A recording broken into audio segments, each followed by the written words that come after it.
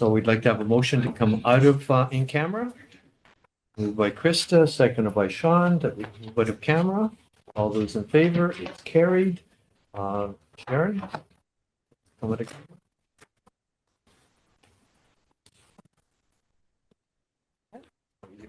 You tell us that we've reported on HR issues. Yes, at today's meeting of the closed session of the Police Services Board, we dealt with a number of items related to labor relations, potential litigation, security of property, and potential litigation. Thank you, Ms. Baden. Krista, our land acknowledgement. The Greater Sudbury Police Service strives to build positive and respectful relationships with the original inhabitants of this land, including First Nations peoples, Métis peoples, and Inuit. It is in this spirit that we, as a service, honor and acknowledge that we serve in this land that is cared for from time immemorial by the Anishinaabe people of the Three Fires Confederacy. We further acknowledge this land as the Dish with One Spoon and the Robinson-Huron Treaty Region. In peace, our first duty. Thank you, Member Fortier. Any declarations of conflict of interest with the circulated agenda? Hearing none, a motion to adopt our minutes of April 21st, moved by Sean, seconded by Al. All those in favor? Carried. And now we have our presentation of our enhanced mobile crisis rapid response team. That's what the handle is. Our friend Matt Holtz. Just for the room, if I might, I have the privilege of introducing Sergeant Matt Hall, who oversees our community safety and well-being area. He's going to make a presentation today on our enhanced mobile crisis rapid response team. We'll hear today that the team started with one HSN nurse in a hybrid model, so would meet us at the scene. And as of today, we sit with 4 dedicated officers, 2 clinicians, social workers from the CMHA partners, as well as 2 nurses from HSN. So we're going to hear some good news stories, as this has created some capacity not only for our officers, but some depth and capacity in our community in serving those suffering with mental health crisis.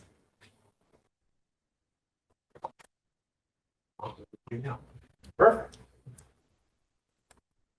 Yeah. Thank you, Chief, for that introduction. Good morning, everyone. Thank you, Chair and Service Board, for having us here today to talk about this important program for GSPS.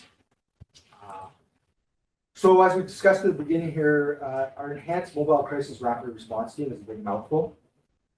We started this program back in 2021 when we had a hybrid model. And the hybrid model basically had our officers and clinicians going to scenes separately together. It was a big mismatch. Because these are grant-funded positions, to get more grant money, we had to show an enhancement to the program. So that's why we came up with the Enhanced Mobile Crisis Rapid Response Team. Since 2022, we've now had officers partnered with a mental health clinician. So we're currently right now in 2026, January 2026, our team expanded. We have 4 GSPS constables that work out of the crew unit. We have 2 HSN registered nurses that have been with us for a while now. And then we have 2 new CMHA social workers. So our partnership with the CMHA just began, I'm going to say, late fall of 2025. And we onboarded their social workers in the last month and a half to 2 months. So our program is going very well. The teams, again, are consisting of 1 officer and 1 mental health professional. The way we kind of have it divided is the teams work, 2 teams work on a day shift, Monday to Thursday, 7 a.m. to 5 p.m. And then 2 teams work on a day shift, Tuesday to Friday, 12 p.m. to 10 p.m. So we've split up our nurses and social workers as well. So we have a nurse and a social worker on day shift, and we have a nurse and a social worker working on afternoon shift as well. EM-CERT responses. So this is a joint response resulting in an enhanced quality of service to the community when it comes to mental health and addiction-related calls. We now have this professional that rides with our officers. I'd like to I explain it this way. It's a tool in our tool belt for our police officers. It's an additional resource for them. It's like when we do impaireds, or we have an ASD that tells us if somebody's impaired or not. These clinicians are going to dictate on the mental health status or addiction status of these individuals that we're dealing with in the public, because they're the professional in that field. And then they're going to be able to work with their police partner to, navigate systems or provide input if that individual needs further services or apprehensions. Police officers are the only ones that can apprehend somebody under the Mental Health Act. A nurse can't, a social worker can't, EMS cannot. So if it gets to a certain point where there is a safety for that individual, those police officers have the rights to take away that person's freedom and bring them up to the hospital to seek treatment for what they need. So we can get that immediate on-site clinical assessment of individuals in our community. And then we can also explore alternative to apprehensions. The goal of this program is to divert people away from the ED, the emergency department, as you just said, that don't need to be there. Because if we're bogging down the healthcare system, that's not going to work as well, right? So we want to make sure that we meet people out in public, we can provide them those resources out in public, and we don't have to bring them to a hospital setting if we don't have to. The other part with this program is we have a large number of people in our community that are called community treatment orders, or CTO. These individuals are followed by a psychiatrist and deemed that they need medications bi-weekly or monthly to be compliant with their CTO program. A lot of this was falling on police resources to pick up the pieces after COVID. This team then took this on, and we'll get to some examples of that in the future. The benefits of MCERT or EMCERT, we have improved collaboration. So there's lots of information sharing between us, HSN, and now CMHA. It's shared professional development opportunities, right? We have training opportunities within GSBS, we have training opportunities within HSN, we have training opportunities with CMHA. So our teams are well connected and they get well versed with each other's organizations and each other's training opportunities. The other part of the improved collaboration part is that engaging of the community partners. These teams work a lot with our city friends, the client navigators, the MLEOs, the housing managers. We also do a lot of work with Energy Court and GoGive. We're at the Samaritan Center a lot working with the staff there. We're also at the Lotus program on Lorraine Street. And we do lots of work to the off the street shelter. So there's lots of networking with other agencies, these teams, and dealing with the same clientele. And sometimes, yesterday in the office, one of the client navigators called up to our team and like, hey, so-and-so's out in the community. We've noticed they've been getting a little worse. Have you guys seen them lately? Can you come and maybe check in on them? There's that real networking and a lot of eyes on people and knowing that our teams can go out and help if required. There's lots of improved efficiencies that we've seen, fewer presentations to emergency departments, number one, where reduced wait times at the hospital, which we'll get to further in some slides, and reduced calls to police. So that's some of the goals that we want to do. We want to reduce some of those calls coming into our 911 center, where some of these people might call 20, 30 times a week, and they just want to be heard. They just want to talk to somebody sometimes. They just have a crisis in that moment, right? So now these teams will be able to take those calls directly, deal with those individuals in that crisis in the moment. Also, the chief's office, I see Vanessa and Julie here, you get some wonderful emails sometimes as well. So our team will take on those emails that are coming in from the public and deal with those individuals in the community and just provide that ear. And if there's resources that we can provide to them and navigate systems, they definitely help. This is kind of probably should be the first point of the whole presentation, but it's improved patient care. We're putting the person first. We're really putting this centered basically on the clients and the patients and their needs in that moment. So it's a very low barrier. It's a client-centered approach. The services go to that person. So it could be in a residence, it could be on the street, it could be at a service provider's office. Anywhere where these individuals are requiring some types of service in regards to mental health or addictions, and our team is called, they will go there and they will offer those supports. It's very compassionate, therapeutic responses. The clients are very receptive to help because it is a lot of time consent-based to do those assessment pieces and to do those referrals and other programs. So, the teams really build rapport with individuals to get that consent piece to help individuals navigate the systems. And then it's improved access to resources and supports. Our teams will go to a certain agency and help them navigate that system, or bring them to the food bank if required. Like, if somebody's really down on their luck and no transportation, we've done that before. Getting people to appointments. It's not stuff we're going to be doing on a regular basis, but it is stuff that we have done in the past. So, the right care at the right time and place is kind of the motto, and it really shows, and the community really appreciate it. Some of the stats we have here, 73% of the individuals in crisis referred to us are getting the appropriate service providers. You're thinking 73%, why is that? So again, we go back to that consent piece, right? So there's going to be some individuals we may get called to that just don't consent to what we want to give them, right? Or the services we want to provide. Unfortunately, we can't do much. We can apprehend people that if they are harming to themselves or others and bring them to the hospital. But usually that's a quick fix for that immediate moment. It doesn't solve the long-term problem for that individual. When we were talking before about wait times in the emergency department, we can see here the average wait time at HSN for mental health apprehensions is about 1.38 hours for our MCERT teams, and then compared to our non-MCERT teams, so any other police officers that attend, it's 2.10 hours.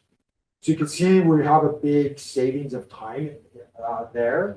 And it's because of the relationships we've developed with our MCERT team and having those hospital people that work with us now. When we go up to the hospital, they already have the knowledge of what programs, what services are up there. Our nurses can register and triage people on the HSN's computer systems, instead of us having to wait for an emergency department nurse when it's, if the emergency department's busy.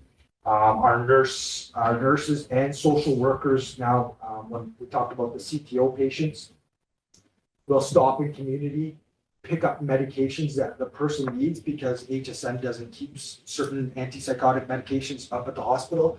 So we'll pick those up in community, bring them up to the hospital with us. Our nurses there, our nurse can administer those medications once the doctor comes and does their thing. We're in and out fairly quickly now compared to previously when we didn't have those resources with us or available to us. Again, another small number here when you're kind of looking at it, when they say MCERTs responded to about 25% of GS mental health calls for service. We have over 3,000 calls for service a year when it comes to mental health, right? So last year we had 2 teams. So you can imagine 2 teams trying to do 3,000 calls. It's just not real feasible. So the work is there. That's why we increased our unit from 2 to 4. And the data shows us year after year that between anywhere from 1.5 to 3.5% increase in mental health calls. It's never declining since I've been in this role in the last 5 years. So we keep increasing when it comes to mental health calls.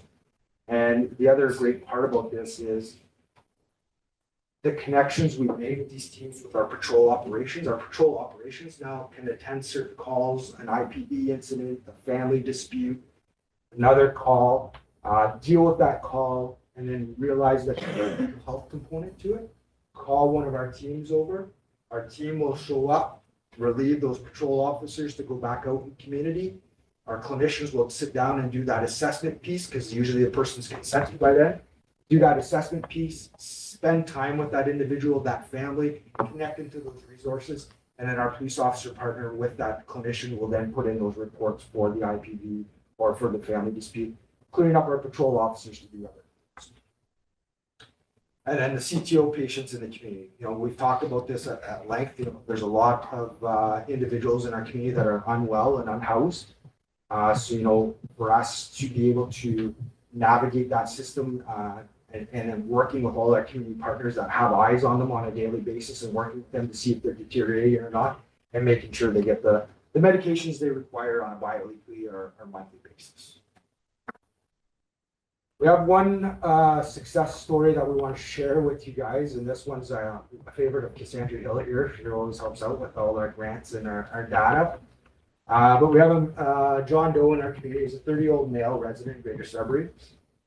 Very unstable with cane to addictions and mental health, involved with 106 calls for service for Greater Sudbury Police. That's not counting our EMS friends, that's not counting ED visits, all the 9 yards.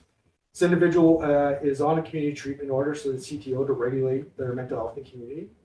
And in 2023, MCERT began monitoring John Doe relative to his CTO. What we showed once MCERT got involved in 2023 is a steady decline for this individual in calls for service with Greater Sudbury Police. So 2024, we're looking at 7 to 8 calls, and 2025 and 2026, we're getting maybe 1 or 2 calls a year for this individual.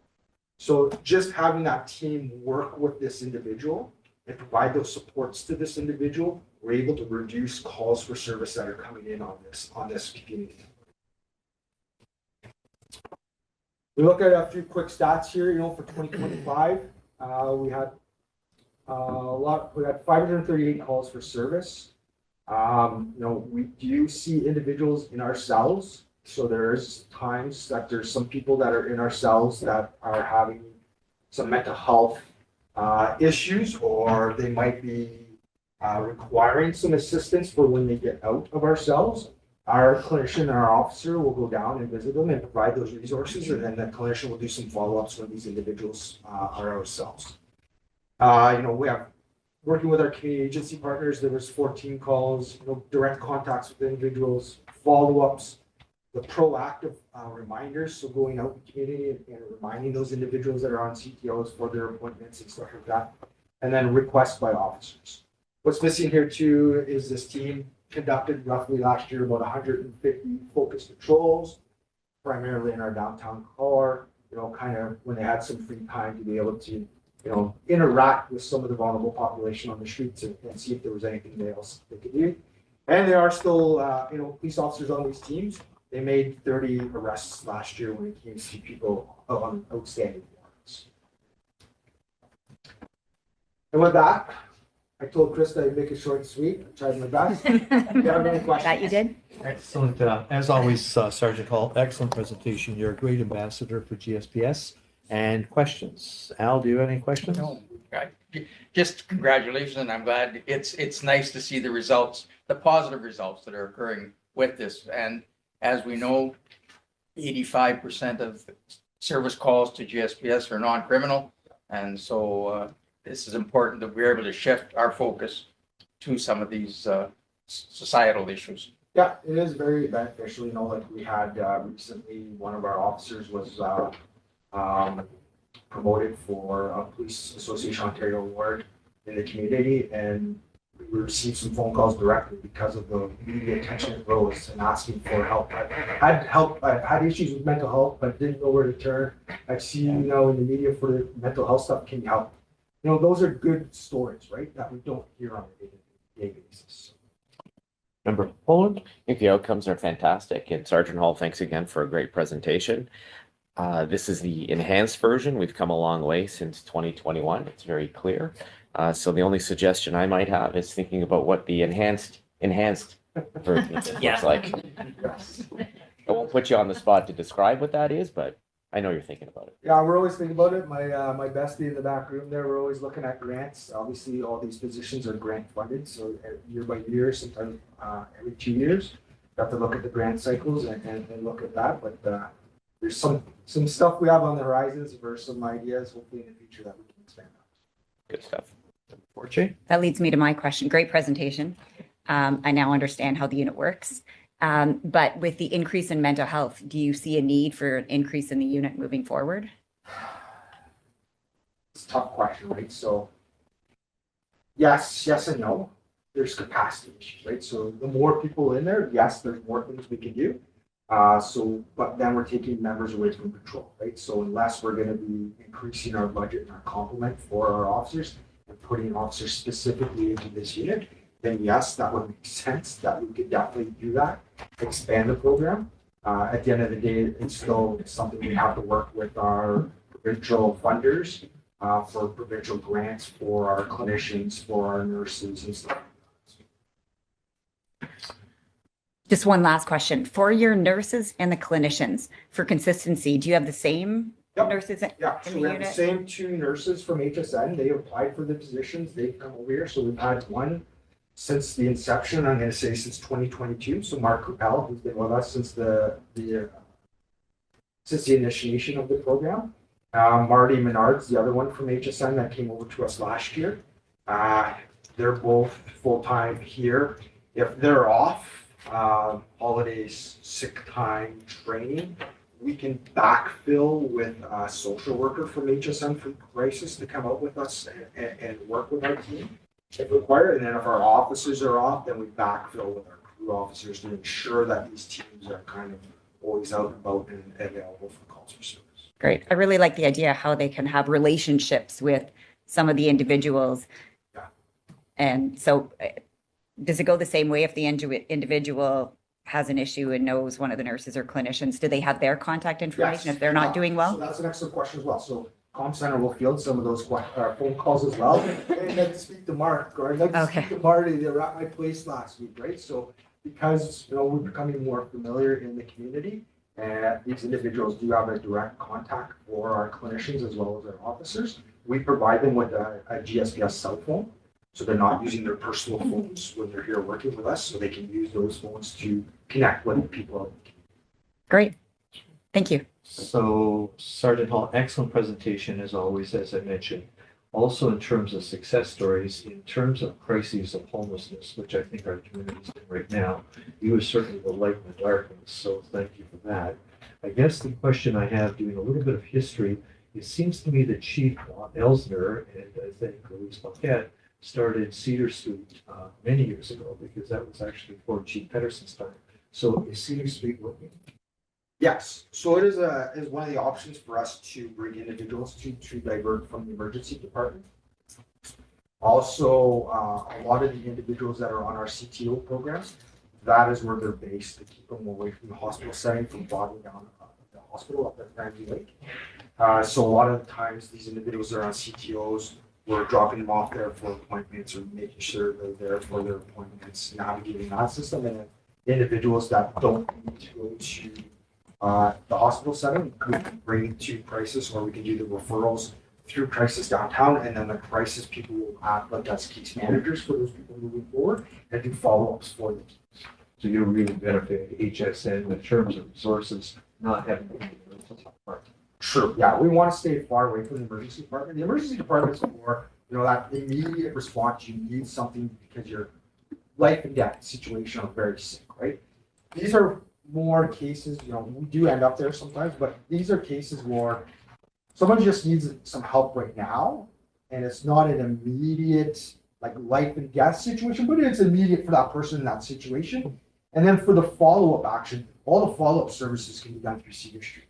You don't have to go back up to the hospital for anything up there, right? So they can do a lot of the follow-up interventions and all that stuff and programming out of Cedar Street. And I know you're a strong ambassador and advocate with regard to issues downtown, because I've heard other presentations like it. So in terms of the people, because you've used the word consent, I think about a half a dozen times in this presentation.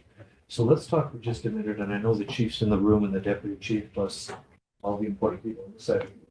That whole issue of involuntary treatment, the people who don't give you consent, the people who are causing issues, they are acting out, they are bipolar, they are schizophrenic. Do you need legislation that in fact lets you bring people to Kirkwood or elsewhere and say they're not cooperating, there's no consent, the CPO thing isn't working, and they are a problem on our streets?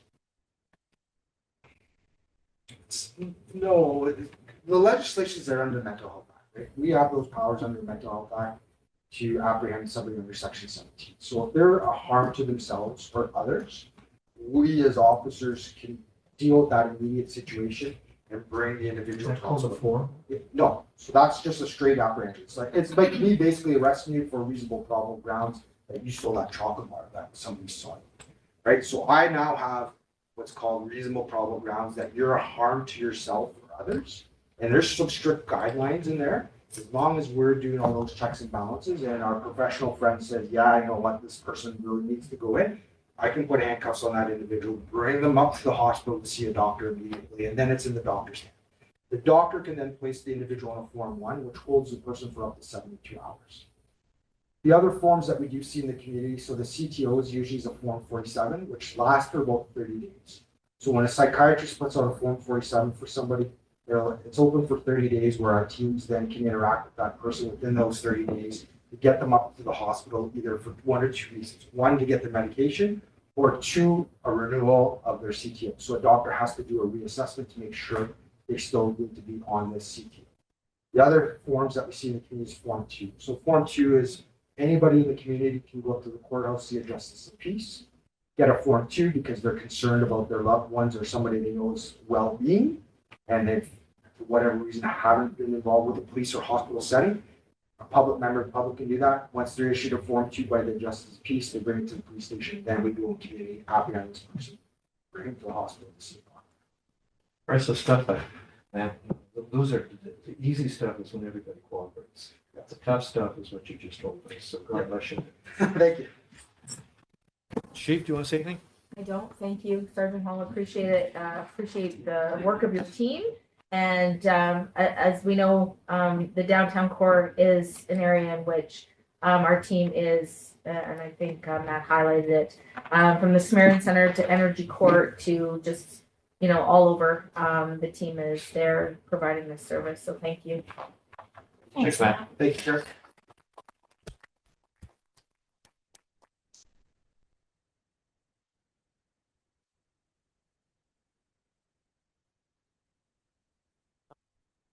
We have to get him back. What did Tom ever? Tom's back? No, I think Tom comes. Okay. Moving on our agenda, we now have our consent agenda. Do the board members have any comments in terms of our consent agenda? I would bring to attention with regard to the national conference that Member Sizer and Deputy Hiltz will be attending that in Edmonton this summer. Also, I think congratulations is in order for Member Forte and Member Poland as they have been renewed to their appointment to GSPS board for another 2 years. So congratulations to both of you, and you have bright futures in terms of leadership on this board. So thank you both for that commitment. Province-wide inspection on police integrity, anti-corruption practices update. It's in our book. I would commend our friend in the media, Tyler Clark, for an excellent article with regard to this.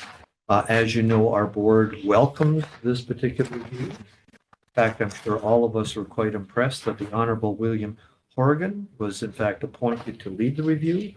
Our board has a position that we in fact welcome anything that improves adequate and effective, and that we were quite concerned about other stories, especially in the Toronto area, that generated the need for this review, and welcome any kind of suggestions that would improve our daily operations, but we are very proud of our daily operations. I think embodied with guys like Matt Hall today, we kind of see that they really do make a difference in our community, and we have very positive partnerships.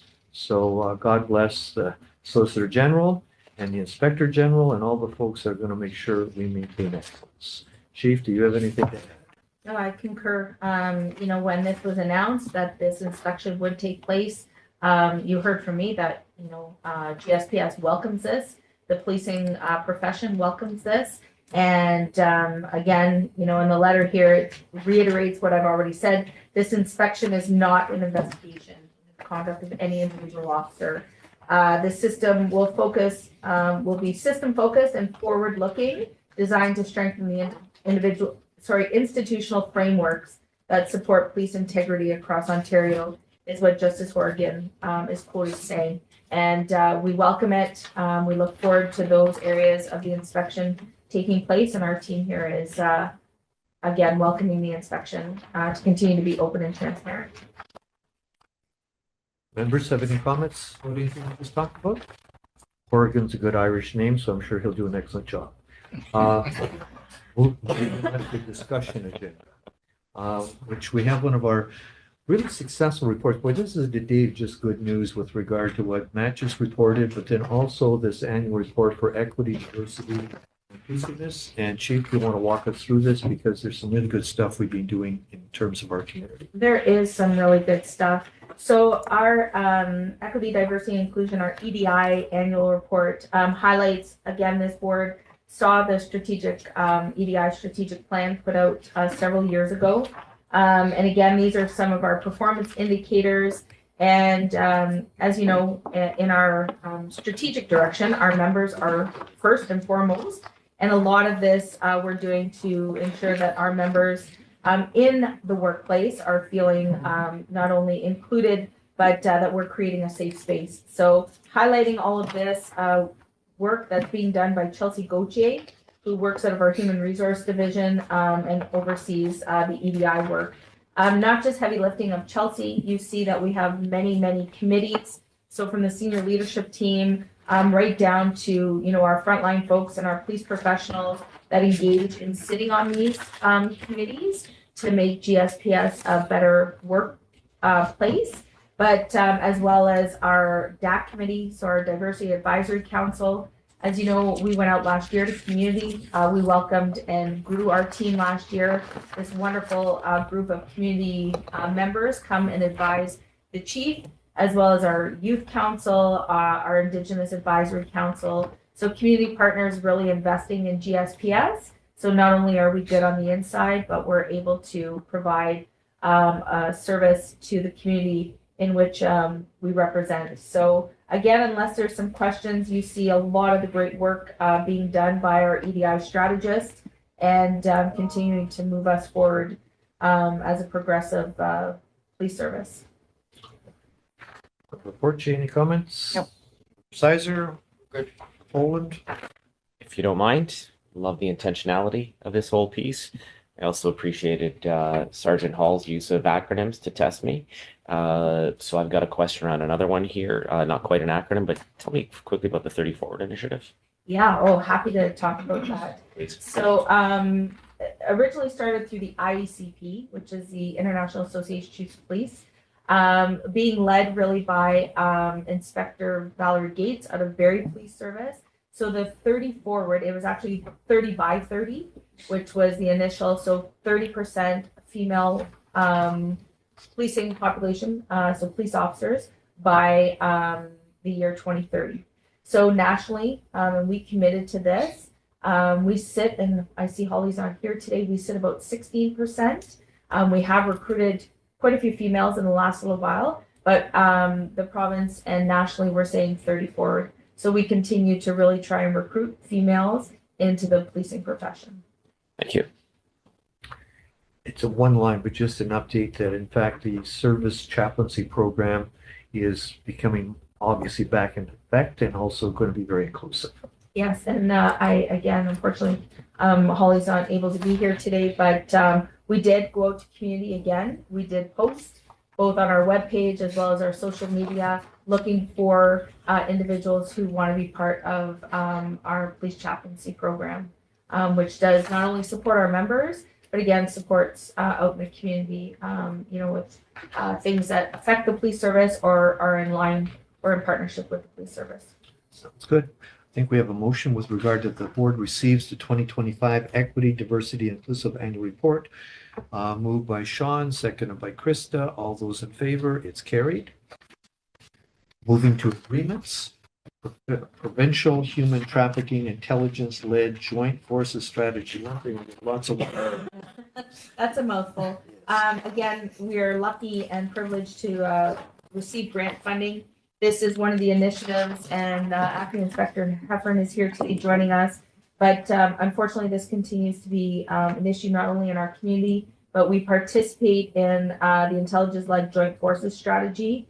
And so receiving some funding dollars in the amount of $217,090. And again, the board would look to sign this agreement that again benefits not only our service, but our community in being part of this joint strategy. Questions, Member Forte? No. Member Poland? No. Member Sizer? Hearing none, we have a motion that says that the Greater Sudbury Police Service Board enters into an agreement with His Majesty the King and the Right of Ontario as represented by the Solicitor General operating as the Ontario Provincial Police for funding in the amount of $217,090 for the Provincial Human Trafficking Intelligent-Led Joint Forces Strategy, IJFS GPS project for the period April 1st, 2026 to March 31st, 2027. Moved by Sean, seconded by Krista. All those in favor, it's carried. Moving on with agreements, Ontario strategy to end human trafficking. Well, you did such a good job, Chair. In line, again, just asking the board to sign this agreement as it relates to provincial funding for human trafficking. All Read the, that motion. all the same words for $17,400. That the Greater Sudbury Police Service Board enter into a renewal agreement with His Majesty the King in right of Ontario as represented by the Solicitor General operating as the Ontario Provincial Police for the funding in the amount of $17,400 to assist with the Ontario strategy to end human trafficking for the period of April 1st, 2026 to March 31st, 2027. Any questions? Moved by Sizer, seconded by Poland. All those in favor, it's carried.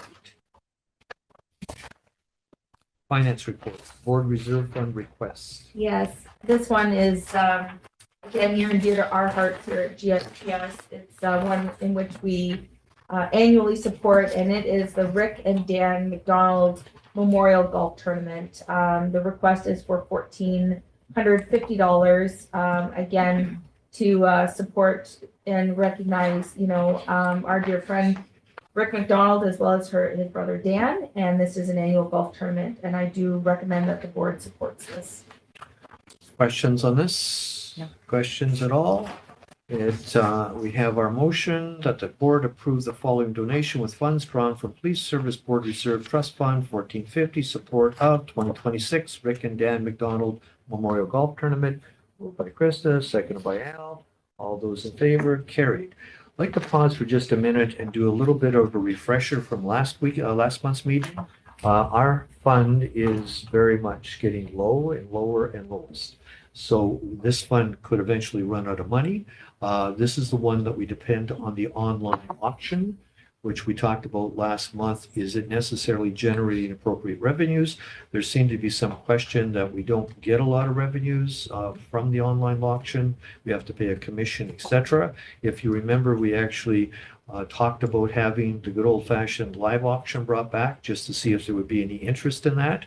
So I would likely suggest, in following the fact that we just spent another $1,450 from our existing monies, that we proceed with some sort of steering committee, chief, that we look at seeing if we could do a live auction. I'm thinking September. Kids are going back to school, whether they need a bike or something, but whether we could start looking at what an online live auction would look like as opposed to an online auction. Is the board prepared to proceed with that? I don't think we need a motion. I think it could be chair direction. So I'll talk to the chief. We'll set up perhaps a committee and we can see how many bikes and stuff we have. Once upon a time, that was a big deal because Al knows that and I know that, but your dad would bring you down, you look for a bike and talk about bikes, and it's just a good community experience. So. Yeah, and so the board heard in last month's report through Inspector Ornella is that, we are returning a lot of bikes. We're finding the rightful owner. We're not seeing the amount of bikes we used to. People are registering their bikes the way we wanted them to. And so we're seeing success there. We do pay a bit of a small fee. We're also seeing a lot of some of our seizures not able to be actually sold. They're soiled. They've been, out in the elements. And you saw what was bought last month, some jewelry, I think some cologne. So we'll bring that back. I don't know if it was I believe it was just a bike auction previously. I don't know that we actually put everything on display, but I'm happy to bring this back. Most services across the province have gone to the online. Well, it's the lazy man way to do this. You don't have to work on it. I can acknowledge that quite a way. But you know what? My experience in the West End, where I grew up and I now live, yard sales are likely one of the most popular Saturday activities in Sudbury. So even if we had a giant GSPS yard sale and see if anybody shows up, I have a sneaking suspicion. I was going to add, I have a couple of old bikes in my garage that my kids have outgrown, and I'd be happy to volunteer. The Yeah. Service No, we're above- not like taking donations now. Chief, I think the chair's got some experience leading an auction. Okay. Thank you very much, Chair. I'm the Through gift you, of Chair, longevity. are those bikes as is, where is kind of thing, or do we do any maintenance when you say they're, you know, the elements of soil or whatever? Do we- As is where is. As is where is. Yeah. okay. But, Feel okay, like but one. get, you know, we're not, not thinking out of the box. In my world, that box could be a bit dangerous. So I might suggest to you that, you know, maybe we go to Sessions, maybe we go to 360 Adventure and say, we got bikes. Would you like to do a community service and fix the bikes up so we can sell them because we give the money back to the community? I think we can develop this with a lot more creativity than just, we've got a bunch of old broken down bikes. Does anybody want to buy them? All right, so I think, and again, not to rush this, but we don't usually meet in July and August anyway. This could be a project of Sounds good. conference sponsorship. Do you want to speak about this, Chief, or do you want Al to speak about this? Member Sargent, do you want to speak about it? But it's an annual thing that the CAPG conference. Exactly, it's one that we attend as a service, as the chair mentioned, myself and Deputy Kelts are attending this year's conference. The other thing with this one that it brought it, with speaking with Ms. Baden, was we have applied to host the 2027 conference here in Sudbury.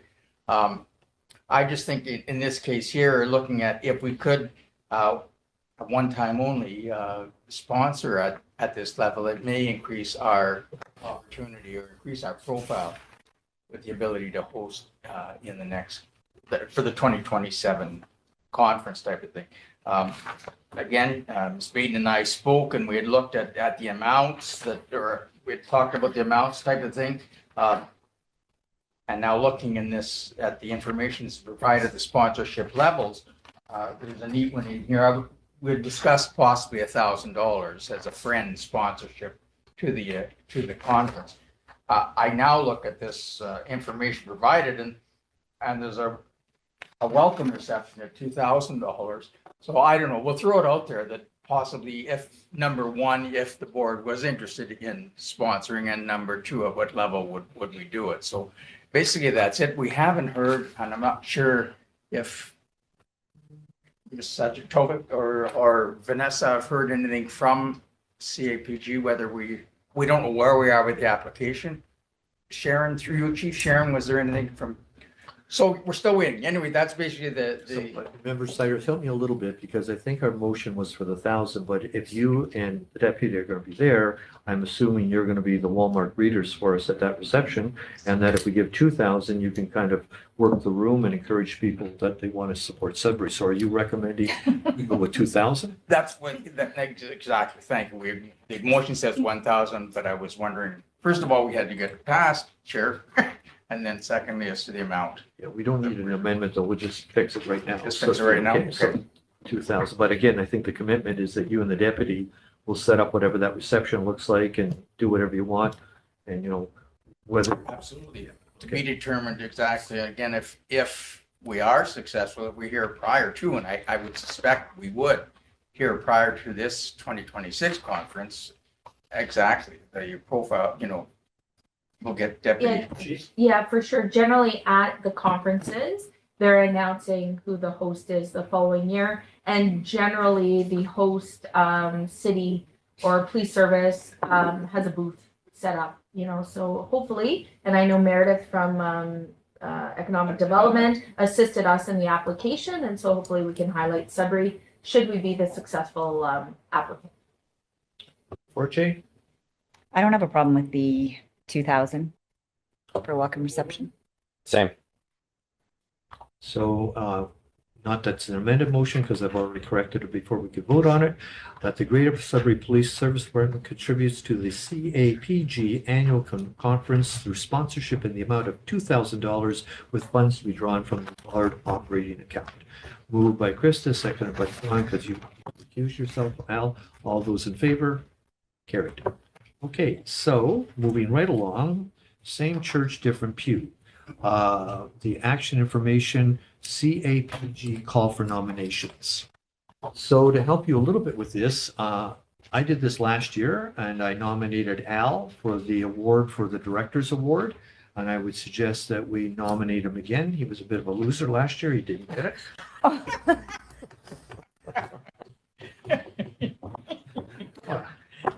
going to be a nice guy. I wasn't just. So I think we have nomination papers, Sharon, that we did. I would just resubmit them, and I'm quite prepared to suggest we nominate Al. Al has been a stalwart of this board. He has served as chair, as vice chair. He's negotiated contracts. He has been very faithful to attending community events and presentations. And in terms of reviewing who qualifies for this type of an award, there is no doubt in my mind that Al Sizer would be an excellent candidate and very worthy of it. So again, you have to recuse yourself again. So I'm suggesting Member Poland, Member Krista, all good with that? All those of us that are in favor, it's carried. So Sharon, if you could submit that for us, please. You're sponsoring the welcome session. You got more clout. Good luck, Al, all right? Can we increase that donation? That's why I had you talk first. Court security and business transportation. Thank you, Chair. Annually funded through the city, we receive an offset for our court security and prisoner transportation program. You will see that we closed out our 2025 highlighted on page 50. The actual cost. So the allocation that we received from the ministry was just over $2 million. And our total court cost, this is everything from out-of-town prisoner transports to salary dollars of our special constables, as well as our sworn members that are up at the courthouse. And we were just over $3 million for our annual prisoner transport. So again, the variance in GSPS ongoing investment in maintaining, the high standard of our courts. Again, this is not an offset. This is an offset. It's not saying that the province is to, give us full funding dollars for that. We receive a percentage of the allocated funds. We sit about 50 on the percentage given throughout the province. Of course, Toronto, Peel, the larger services receive more dollars. But, this is our report back to the ministry, which we did through the city submit several weeks ago. So highlighting the cost for us. So my question, Chief, was that we are $1.9 million in the hole. Not in the hole. Again, this is an offset. We get, But does that come out of our budget? yes, Yeah. yes. Then we're in the hole. But it's our money. budgeted dollars for. That's what my point is. Yes. We had some pretty tough negotiations for our police budget this year, and we had to keep bringing it down. $2 million if it was coming from the province for work we have to do anyway, and they cause the shortfall because they don't fund their fund appropriately, then it comes back on our taxpayer, does it not? Yes, but again, it's an offset. It's a supporting of the prisoner transport because the province does know it falls outside of the jurisdiction. So they're giving us some, right? Again, it's a percentage. They have a pot, they allocate. Again, we're about 15th in the police services across the province. And we report back. It could be different next year because we've gone up. It's a percentage of the overall pot. It's like any grant funding. But this is this young person that we send to Thunder Bay, we have to send two people. This comes out of this, right? Absolutely. Yeah, so if they won't open up down Richard Lake in terms of giving us the bids back there, and they make us move these kids around, and we have to send two people every time we move somebody around, isn't the onus on them that it's their policy that runs the money up? And potentially, again, last year, this is the money that we got. And next year, we might get more. Again, it's an offset for us. Prisoners transportation is part of our kind of core service delivery. And we are getting some funding from the province. It's not their responsibility to fund the entire prisoner transport. But if you're going to close the bids down in our community and make us take people to Thunder Bay from Sudbury, which you have to be a complete idiot in Queen's Park to think we're even close to Thunder Bay, all right? The fact of the matter is that I think we sent a letter already complaining about the prisoner transportation for the youth. I think we should just reinforce that, Sharon, that, we accepted this report in our main meeting, but we would bring to the government's attention that again, because of the closure of the beds in our community, you are increasing the cost to the taxpayers and to our area to be able to do the other transportation. And I don't think we're alone in that. To me, the North Bay Board already did this, Timmins Board did this. I think a bunch of boards have already done this. I think so, yeah. Okay. So Sharon, you and I can talk about it. Board reports. Sharon, you're up now. Thank you, Chair. Board office continues to be really busy right now. We've got a couple of major recruitments on with the Director of Corporate Services that has closed. We also now have the Executive Director position for the Police Service Board. That is out, closes on June the 8th. So that's taken a substantial amount of time. In addition to ongoing labor relations, in particular, finalizing all of our collective agreements that are settled. Networking with Big 12, etc. Again, we appreciate obviously Sharon's leadership over the climate transition. You're doing a great job, Sharon. So, Thank you. Thanks, Sharon. report of the chief. Thank you to you, Chair.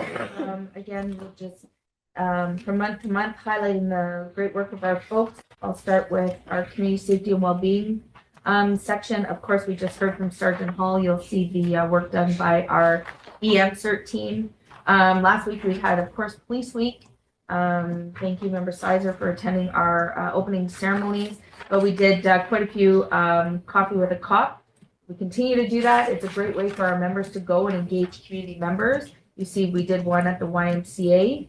And again, we made a commitment to this board post-November that we would reinvigorate our 360 project in the downtown when April and the nicer weather was upon us. We recommitted to, support 360 project down in the downtown. I want you to hear from me that this is going to be part of our service delivery moving forward, that a commitment to visibility in the downtown is an all-of service, not just our community safety and well-being area and our bikes, but our, emergency response team that's in the downtown, our traffic management team, our patrol officers, and we continue to work with our community partners there, and we will report monthly on those initiatives downtown. Again, we spoke about prisoner transport. Any questions, comments, or concerns on CSWD? How many people went to the coffee? Do we know Inspector Arnell or Sergeant Hall? Yes, you, Chair. So the YMCA reached out to us. They have a member survey. So through their 5,000 members, some of their concerns were downtown safety. So we had 2 separate coffee with a cop, one during the week for when they had more of their senior members attending, where we had about 12 members attend that session. And then we did a Saturday morning when they had lots of families. So that one was more positive engagement with stickers and giveaways and spinning wheels for the kids. Not really our traditional coffee with a cop where, you get to sit and ask some questions, but some people ask questions, more interaction with the youth. And we saw probably roughly about 150 people. It's pretty good. I guess as a member of the Y, there's a great divide in that building. Across the hall, you have Parkside Older Adult Center. I'm sure they'd love to have a coffee with a cop. So are they on your agenda to have a coffee with a cop? Anytime they want, they can reach out. Okay, we'll encourage that. Okay, sorry, Chief. No, that's great. I'm happy to hear that number. Next, we'll go over to patrol operations and our emergency communications center. You'll see a steady increase year to year in our calls for service. And then again, we've started reporting monthly on our Assist EMS calls.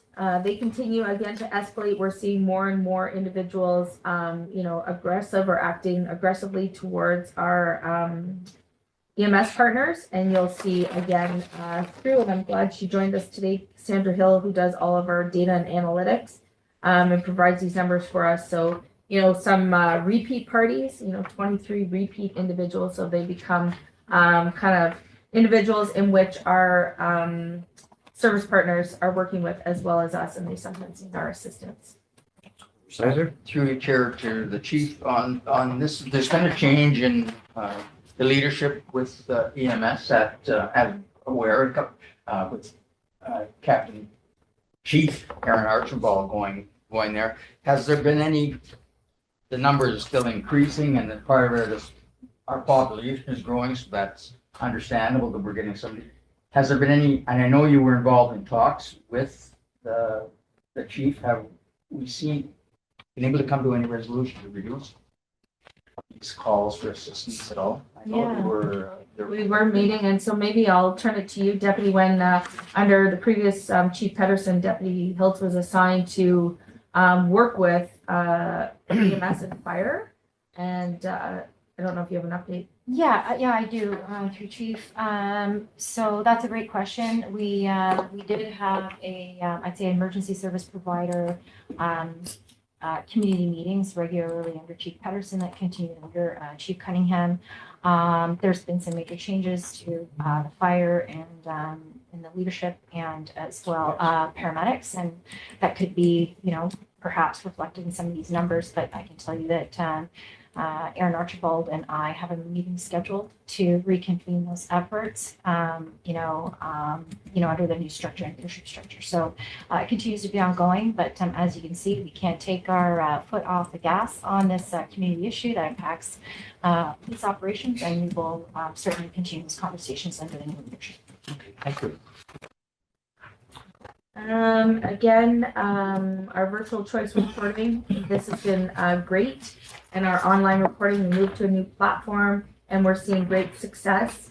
We are now embarking on a community survey embedded into Rubicon.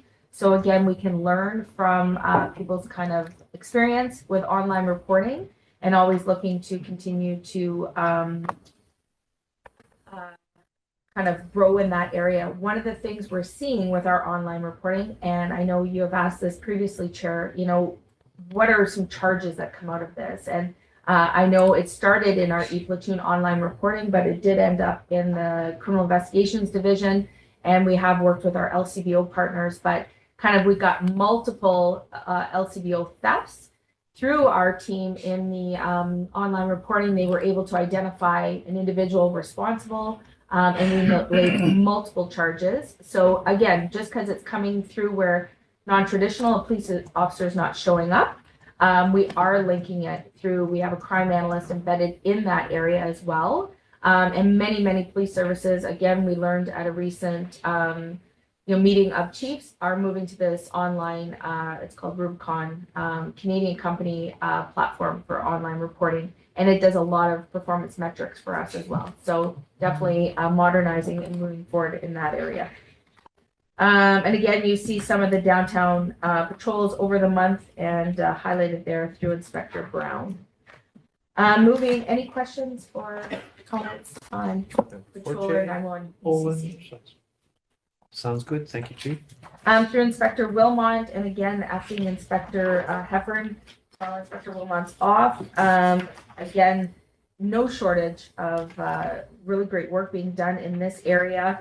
A lot of these we report out through our corporate communications, but I just really want to highlight the drugs that were stopped from coming into our city. There's been some significant drug seizures, and if you've read the report here, multiple 68,000.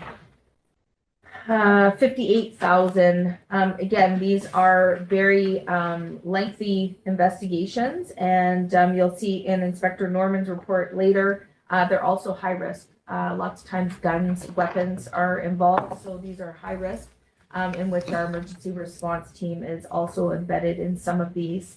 As the board knows, we jumped on or part of the bail compliance and warrant apprehension program. It's a provincial bail safety dashboard. You'll see again, it's now embedded in our break, enter, and robbery unit, and holding offenders accountable who are out on releases and making sure that they are compliant with their release conditions. And you'll see the outcomes of some of that. I don't know, these pages aren't numbered, but on the last part here under the bail compliance and warrant apprehension. So again, 46 offenders were confirmed to be compliant. 42 new criminal charges were laid, including 15 failed to comply offenses. And this is just, the police profession, ensuring those that are back out in our community and on conditions imposed by the court are abiding by those conditions. Any questions, comments, or concerns on? Forte? Is this program across Ontario now? Sizer? I guess on the one page, it said the situation, and on the other page, it had response and outcome. I guess on the page it said situation. I wrote, do we need to do more? Then I read the response and outcome. The question is, how do I evaluate the response and outcomes? Are those good numbers? Are these are pretty serious things that are part of the situation. Those are 4 relatively important bullets that talk about basically community safety, intimidation, people reoffending, like some really serious stuff. And then we talk about what we did. And then we, 46 were confirmed. Like, is that all good stuff?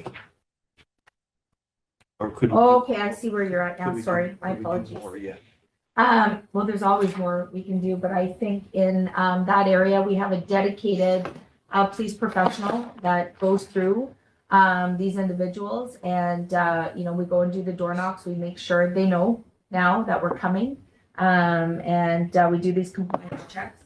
And again, especially when there's high risk violent offenders in our community, we're making sure that we're going out and ensuring they're compliant. And that's where you do a press release. I think I just saw somebody said last week that he was a serious sex offender that was in our community or coming to our community. So Correct. we're letting the community know there's problems. Do we actually let their neighborhood know there's problems? Don't believe so. No, Is that something we should do? I'm not sure. If is anybody in the room, if we can release. I know we can release names. I don't know if we can release addresses. Where one of my properties are, there's a lot of halfway houses. Mhm. So I'm aware that these people are definitely in our community. And I guess the question is, do we tell the employers that, when people go in their car after night, dark, there could be somebody in the neighborhood that's kind of got a bad reputation, it's kind of done bad stuff, but we don't tell people that stuff. No, we as a police service won't release that. Is there a reason we don't? Again, I would have to go and check, Celine, through freedom of information. Protection of privacy of personal information that can't be disclosed. I know under the CSPA, the chief can release information if it's like a danger to the public safety issue, If it's but under MFPA, it's protected. if it's a prolific individual that we believe there is, a serious risk to public safety, we will release further information. But again, just because they're living at a halfway house and they're back in our community and they're abiding by all the conditions of the courts and they're reporting to us, we're not releasing, information to employers or where they're living or anything like that. I sat on the St. Leonard's board. The reason I ask is some of the people are coming out of they're not good people. So, but again, you've had that discussion, which is good. Thank you. Next over to Inspector Norman. Again, our integrated traffic safety unit. You will see that under Inspector Norman's leadership, we've done quite a bit of data. We wanted to make sure that we're reporting year to year. You'll see our annual April provincial offense enforcement are up by 185%. Again, it's not just speeding. I know last year there were some questions at budget time about our POAs. Our provincial offenses are anything from failed to stop red light, failed to stop sign. We have distracted driving, we have speeding. It's all encompassing of road safety. It's not just speeding enforcement. So I know there's been lots of discussions relative to speeding enforcement. I really do want to highlight in this report our comparative collision data.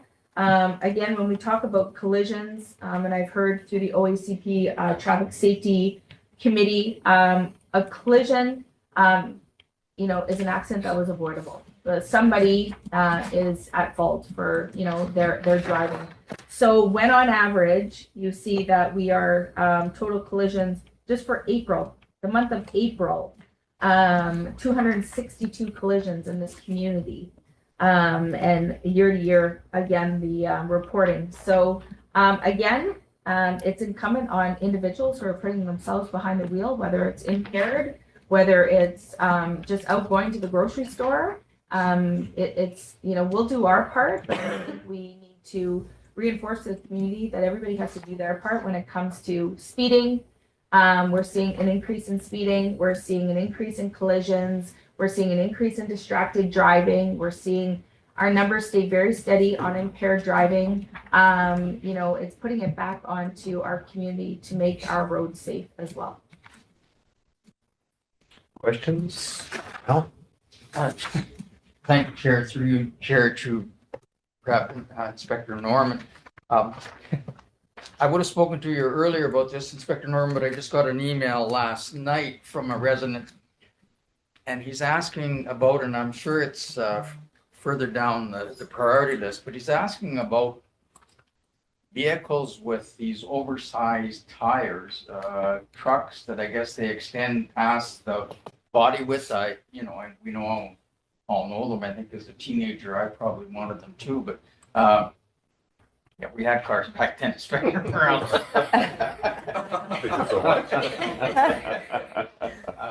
So anyway, is there, can we get a general idea of how that works, or do we, how important is that in our enforcement line type of thing? It's one of those offenses that if observed, we'll have a conversation with the operator of the vehicle. What that offense is, it just becomes an unsafe vehicle. The vehicle is not confining to the regulations required to be a safe motor vehicle operating on the road. So as part of our weekly initiatives, unsafe motor vehicles are definitely one of them. So we will be looking specifically for those types of offenses in certain occasions. So your friend that sent you the email asking, is it an offense? Yes, it is. Are we looking for it? Yes, we are. But it's not dedicated. It's part of our overall unsafe motor vehicle. And through Chair, following up on that, then if there is enforcement or there is a violation, are they required then to conform to, say, I imagine they have to take those tires or wheels off. Is that what happens? Yeah, 100%. So the, it's a lateral approach in everything that we do, right? With education being our first measure at changing behavior. So depending on the interaction with police, on the moment that the offense is noticed, a decision will be determined through officer discretion on whether or not the vehicle is towed immediately or perhaps hours to repair after the regulations. Okay, thank you. Good. Orche? Owen? Good news. I'm not complaining about the bad news, Inspector Norman. It's good that I see actually our impaired driving is down significantly, 37%. It is, but there's another paragraph in below there saying, don't let that indicate that everything is cheeky. That's just People don't drink at Easter. But it's good. but it The is numbers are going the right direction, whatever else it means. I see our stunt drivers are pretty much the same.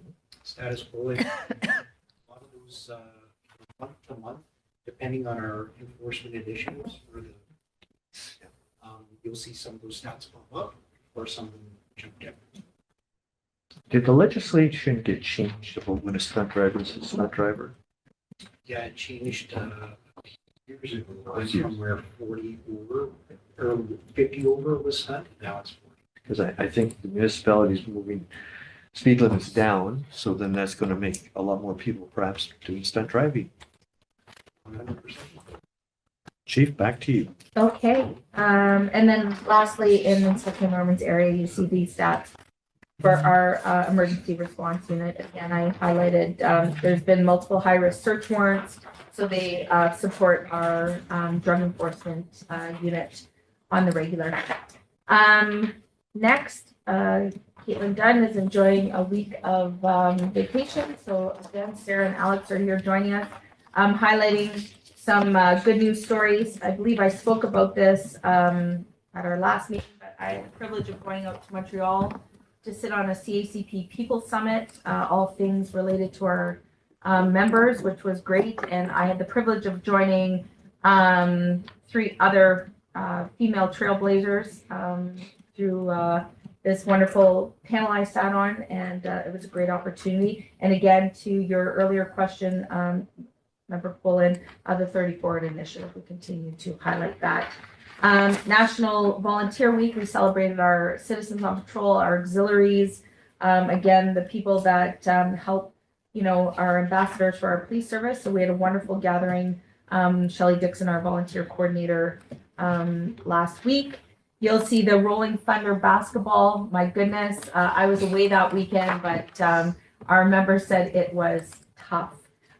So thank you to Independent Living Sudbury Manitoulin for the wheelchair basketball. It was great. Again, unfortunately, I was not able this year, but Superintendent Brunette went and did the Smile Cookie campaign. His icing bag blew up, and so he got the ugliest cookie award. It's posted in his office. Yeah, the messiest cookie award. He's proud of it. So you see him here in the photo. So thank you, Superintendent Brunette, for attending on our behalf. And of course, you see where some of the funds are going. The Ontario Police Memorial, most of the senior leadership team attended. Our pipe band attended. We were happy to be there.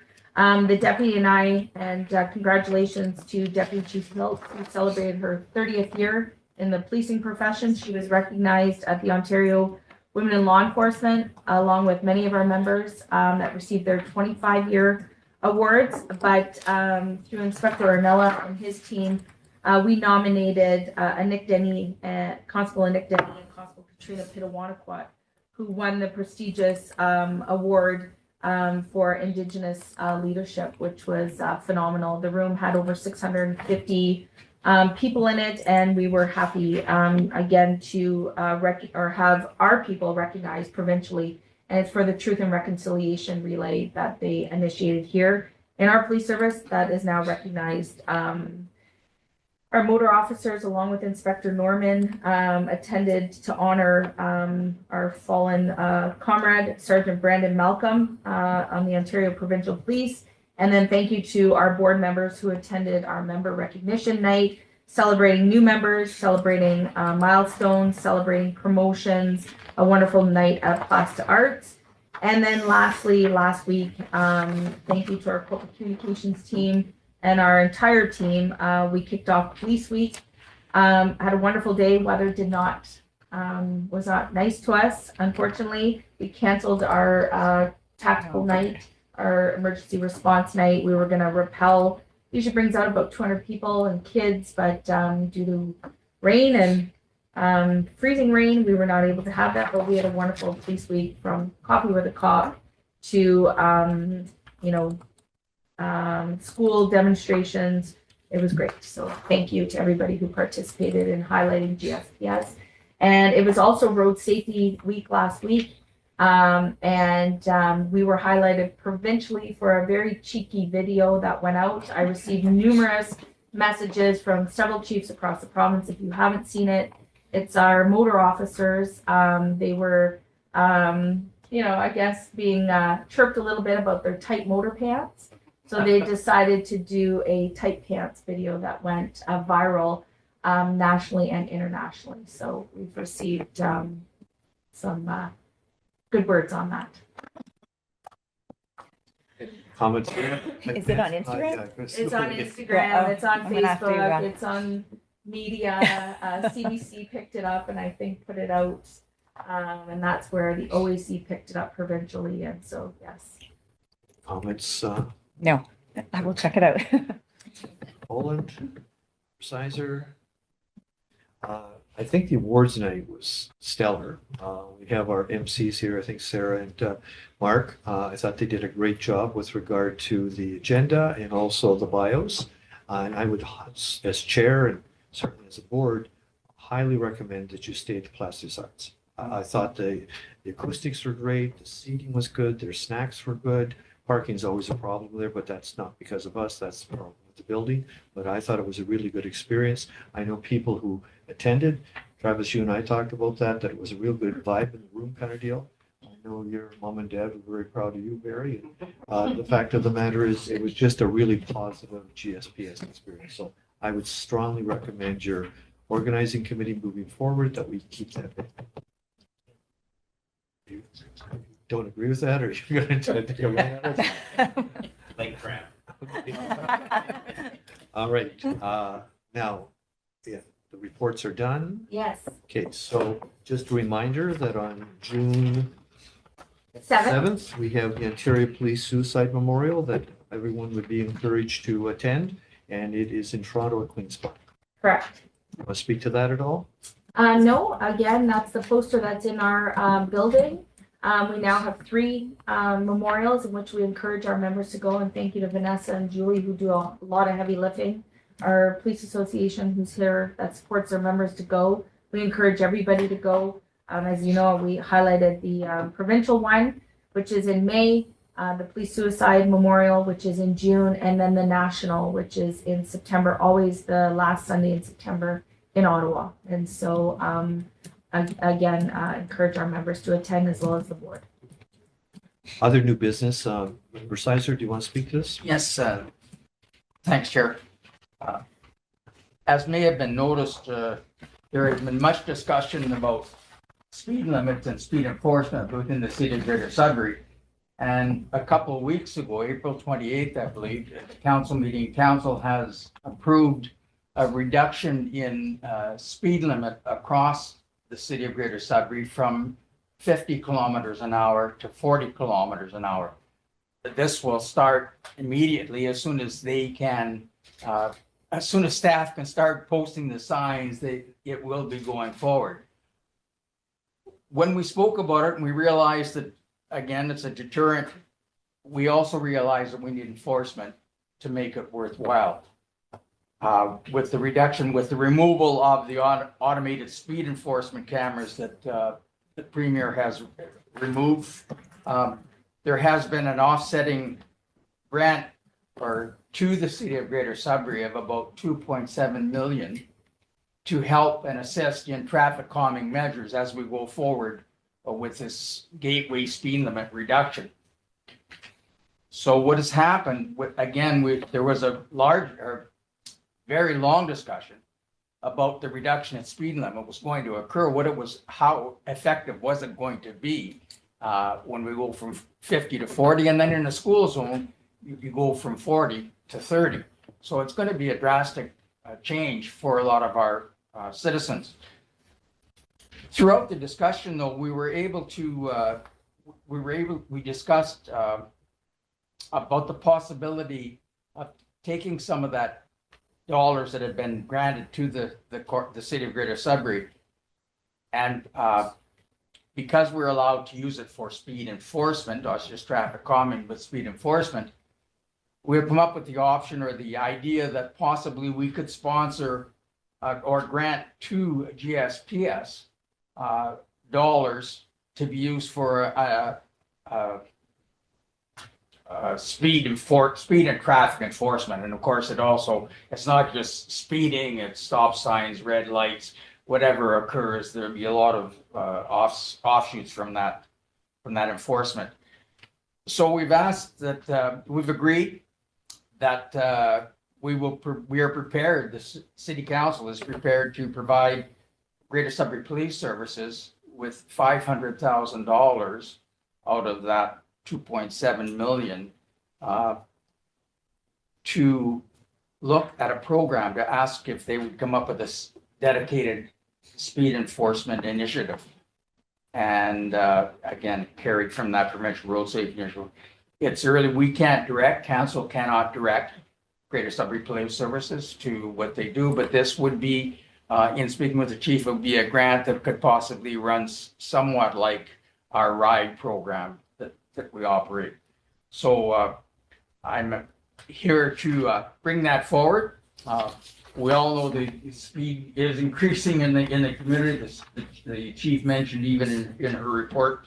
So as we go forward with this, if it's agreed to and we can implement something, as we go forward with this, the money could be continually funded through increased provincial offenses revenues that have resulted from the program. So, or the same provincial funding program if it is still in stream. So that's where we're at with that and asking for agreement on this one.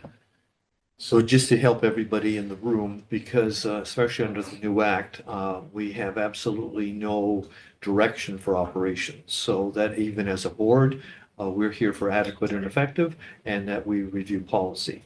So the process that we're just going to engage in right now is that the council is offering to provide us with $500,000, which as a board we would accept, and then we would ask the chief to come back with an appropriate operational plan, how that money would be spent, and that we could then implement traffic enforcement.